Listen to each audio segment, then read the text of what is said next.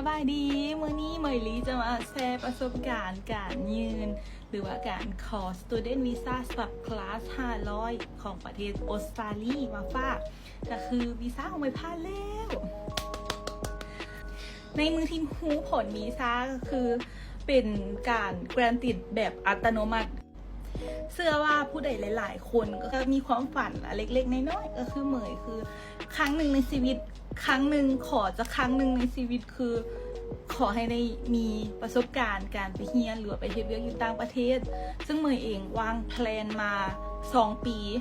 เริ่มศึกษาค้นคว้าข้อมูลว่าเงื่อนไขแนวใดเพื่อจะไปเรียนได้เงื่อนไขแนวใดเพื่อจะไปเฮ็ดเวียกอยู่ต่างประเทศได้และประเทศที่อยู่ในเป้าหมายได้อยู่ในทาร์เก็ตที่ว่าหลายๆคนรวมทั้งเหมยเองก็คืออยากไปแฮงก็คือประเทศออสเตรเลียและทีมงานที่ว่าช่วยดำเนินการอย่างต่างๆก็ในการประสานงานต่างๆให้กับเหมยก็คือทีมงาน Expert Education and Visa Service ลาวโดย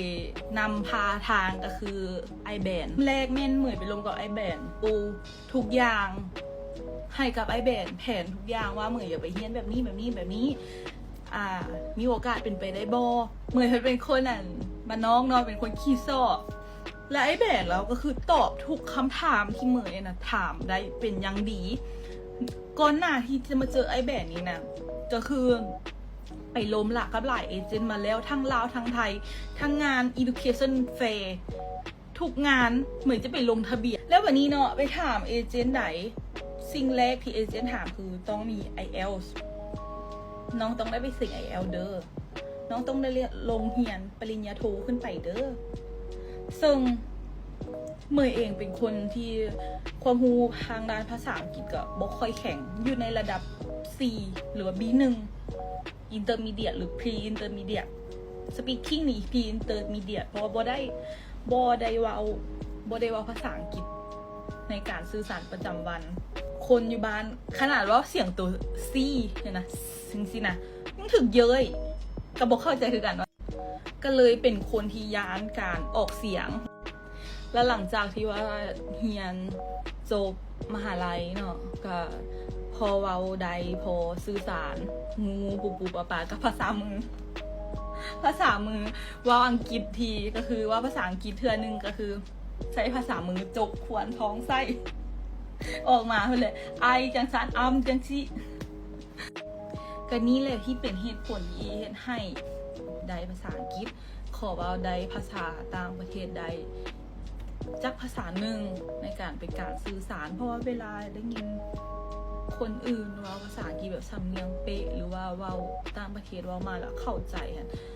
รู้สึกว่าก็จะพิเศษนะรู้สึกว่าคนผู้นั้นก็จะคือเก่งแท้เขาอยากได้ภาษาอังกฤษนะมันต้องเฮ็ดแนวใดยุ่งเฮียนภาษาอังกฤษอยู่ในลาวเหมือนไปสอบถามทุกหลายๆบอนที่สนใจบอนหนึ่งเป็นสาขาของต่างประเทศเหมือนก็ไปสิ่งเทียบระดับเนาะมันตอบมาคือว่าเหมือนบ่สามารถลงเรียนคอร์ส IELTS Preparation ได้เลยเพราะว่าระดับภาษาอังกฤษของเหมยยังอยู่ในระดับที่ต่ำยังบ่สามารถเข้าไปเรียนตัวนั้นได้เพราะว่าถ้าเข้าลงเรียนตัวนั้นแล้วก็เจ้าจะรับประกันผลว่าเรียนคอร์สนั้นแล้วสิได้คะแนน IELTS บ่หลุด6คันบ่ได้ฮอด6แล้วเพิ่นจะให้เรียนคืนมีนโยบายให้เรียนคืนระดับภาษาอังกฤษของเหมยแม่นบ่สามารถลงเรียนคอร์สนั้นได้ต้องเรียน GE ก่อนอย่างน้อย1 ปีจึงจะสามารถลงเรียน IELTS Preparation ได้มันก็เลยมาคิดว่าถ้าเฮาไปเรียนอยู่ประเทศกระเจ้าเลยประเทศที่ใช้ภาษาอังกฤษเลยมันจะบ่ดีคุณบ่เฮาก็พยายามโซหาข้อมูลเนาะถ้าไปแล้วมันสถานการณ์สิ่งแวดล้อมอ้อมข้างมันจะบีบบังคับให้เฮานี่ได้อีกตามความเชื่อของเหมยเป็นแบบนั้นแต่ว่าตัวจริงสิเป็นแบบนั้นบ่หั่นอีกเรื่องนึงแต่ทุกๆเอเจนต์น่ะจะเว้าคือกันเบิดว่าไปเรียนต้องได้มีคะแนน IELTS แล้วถ้าเดี๋ยวนี้รัฐบาลออสเตรเลียก็จะเปลี่ยนระเบียบเปลี่ยนกฎเกณฑ์เปลี่ยน policy ใหม่คือวีซ่านักเรียนต้องมี IELTS บ่หลุดเท่านั้นเท่านี้ค่าธรรมเนียมแรกวีซ่านักเรียนเพิ่มขึ้น รัฐบาลออสเตรเลียพยายามลดจำนวนวีซ่านักเรียนในประเทศลงข่าวข่าวสารต่างๆนะในช่วงที่เหมยเกี่ยมข้อมูลไปออสเตรเลียคือเป็นเฮาเกี่ยมใจ50-50ว่าอาจจะบ่ผ่าน เพราะว่ามันถึกในสถานการณ์ที่รัฐบาลของออสเตรเลียก็จะเปลี่ยนแปลงแล้วก็ยากแฮงจากที่ยากอยู่แล้วแฮงยากขึ้นไปตื่มแล้วเฮาก็ได้ประกอบเอกสารไปเนาะเองนะมีทั้งเบิดไปให้กับทางเอ็กซ์เพิร์ทแต่เราบ่ได้ว่าขายฝันแล้วก็คือบอกตามตัวจริงเลยเพราะเมยไปจี้ถามเป็นคนมักจี้ถามเนาะจะรู้คำตอบแล้วว่าวีซ่ามึงมีโอกาสผ่านโบมีความเป็นไปได้โบแล้วก็ตอบตามความจริงไว้ขายฝันว่าวีซ่าผ่านโบผ่านเป็นหน้าที่ของรัฐบาลออสเตรเลียโบแมนเอเจนต์โบแมนไอซึ่งมันก็เป็นความจริงย่อมโปรไฟล์เหมยว่าโปรไฟล์เหมยบักดีๆอิงตามประสบการณ์เราที่เราเห็นเกี่ยวกับวีซ่านักเรียนผ่านมาก็คือมีโอกาสผ่านสูงเหมือนจึงว่าโอเคน้องกระเสื้อมั่นอายเพราะว่าตามโปรไฟล์ของ education มีทางยูเฮาไปเซิร์ชเขาก็ไปเซิร์ชเบิ่งคือกันเนาะโปรไฟล์ของexpert education and visa ก็คือมีทางยุลาวยุไทยแล้วก็มีหลายๆประเทศตัวแทนหลายๆประเทศแล้วก็มีทางงานทีมงานที่อยู่ออสเตรเลียทั้งซิดนีย์ทั้งเมลเบิร์นความหมายก็คือเป็นบริษัทที่มีประสบการณ์หลาย10 ปี20 ปีเบิ่งแล้วก็น่าเชื่อถือถ้าพี่เขาจนทอดใจแล้วได้ว่าเฮาบ่มีคะแนน IELTS คือสิบ่ได้ไปแล้วแหละออสเตรเลียน่ะต้องได้ไปเรียนต้องได้ไปเกี่ยมลงเรียนนี้ก่อนเพื่อให้มันได้ IELTS แล้วจึงไปคิดว่าเบิดโอกาสเบิดความหวังแล้วจนนั้นมาโชคดีเจอทีมงานของไอแบนก็คือทีมงาน Expert Education and Visa Service เมยขอบใจหลายๆเนาะที่ให้การช่วยเหลือให้คำแนะนำดีๆมือที่ว่าเพื่อนนั่นแจ้งมาว่าวีซ่าน้องพาแล้วเด้อเหมือนรู้สึกดีใจแฮงหาก็ไปกวดสุขภาพแล้วก็คุณหมอโทรมาแจ้งเนาะศูนย์การแพทย์ได้ซับมิด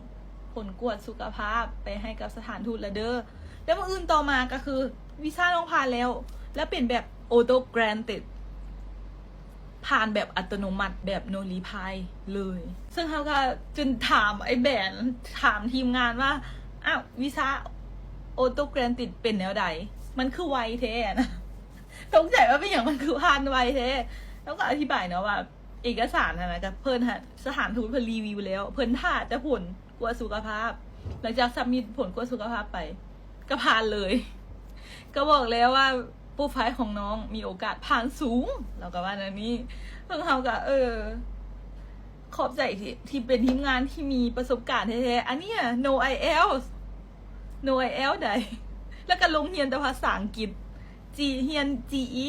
กับเรียน EAP คือ English for Academics Purpose ก่อนนั้นเข้าสายปริญญาโทหรือว่าสายดิโพลมาอย่างต่างๆเนาะคือเมยลงเรียนแต่ภาษาอังกฤษในช่วงที่ว่ารัฐบาลออสเตรเลียเปลี่ยนระเบียบเป็นอีกอย่างที่แบบเซอร์ไพรส์แล้วก็เป็นอีกอย่างที่ถือว่าโชคดีหลายในสถานการณ์ที่มันเป็นแนวนี้เห็นนะแต่วีซ่าของเขายังผ่านผู้ใดที่ติดตามการเล่นวีซ่านักเรียนของสถานทูตออสเตรเลียในระยะเดือน7 ตุลาคม 2024นี้นะเจ้าฮู้ดีว่าเพิ่นเปลี่ยนระเบียบหลายสำใดแล้วก็ยากสำใดจากเดิมที่ยากอยู่แล้วแต่ว่าทีมงาน Expert Education มันเห็นได้สมเสยแล้วก็ขอบใจทีมงานหลายๆเจอกันที่เมลเบิร์นเด้อถ้าหากว่าผู้ใดสนใจอยากไปเรียนวีซ่าไปเรียนออสเตรเลียหรือว่าอยากต้องการแปลภาษาอังกฤษแปลเอกสารเป็นภาษาอังกฤษเอกสารทางด้านการเรียนแบบใบประกาศเอกสารประจำตนในราคาที่ถูกในเรทที่ถูกติดต่อเหมยมาเลยเด้อเพราะว่าเหมยมีทีมงานคอนเนคชั่นกันแล้วกันซีโลมมาทางทีมงาน Expert นี้ให้ว่ามาจาก2 เหมย